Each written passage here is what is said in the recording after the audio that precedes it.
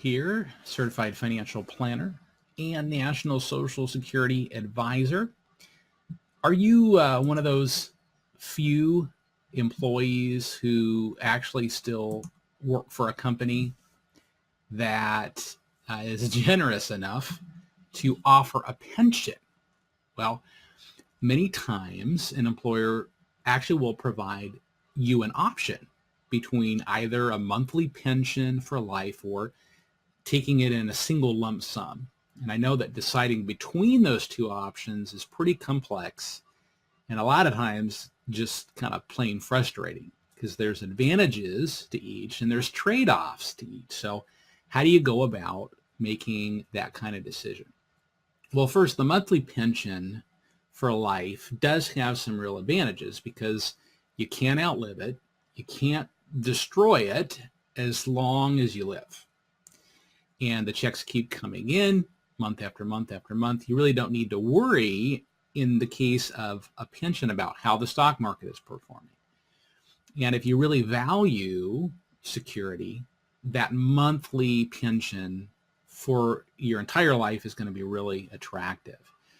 But monthly pensions have trade-offs as well. So for a joint lifetime pension, husband and wife, once that last spouse kind of breathes their last breath, there's no real residual value to pass on. So even though you've got security in the month-to-month payments, it's not like you can request any additional money be advanced to you. So there's not the liquidity available of an actual account balance. And with a monthly pension, you've got to have some level of due diligence and vetting to make sure that the company that's guaranteeing that pension is able to do so for a retirement that could last 20, 25, 30 plus years.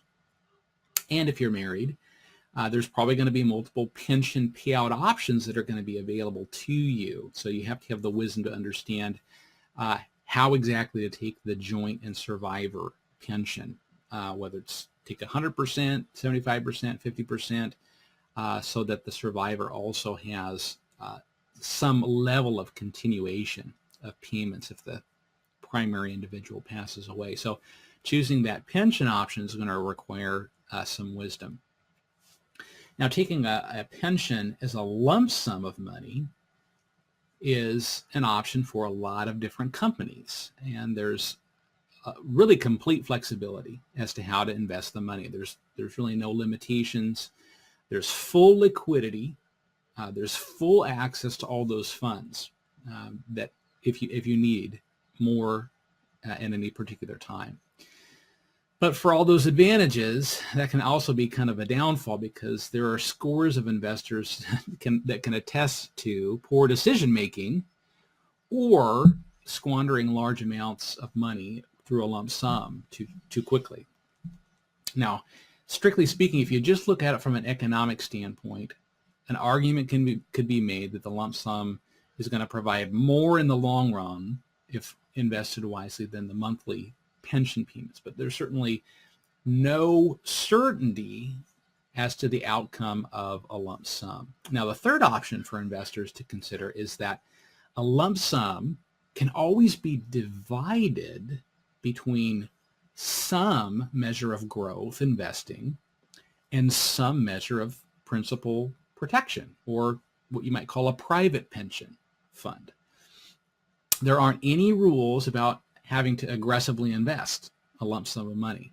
Investors can have, at their own discretion, the ability to take all of that lump sum or a portion of that lump sum and to actually purchase their own private pension in the form of an annuity, which provides a level of lifetime income, which is really the same as the kind of monthly pension option that would be provided through the alternative or the work. So the advantage of taking a lump sum of money and dividing it between money for growth and money for protection or lifetime income is you get to decide every single dollar how much you want to devote one or to the other, instead of having necessarily to make this binary decision, all growth investing or all monthly pension payments.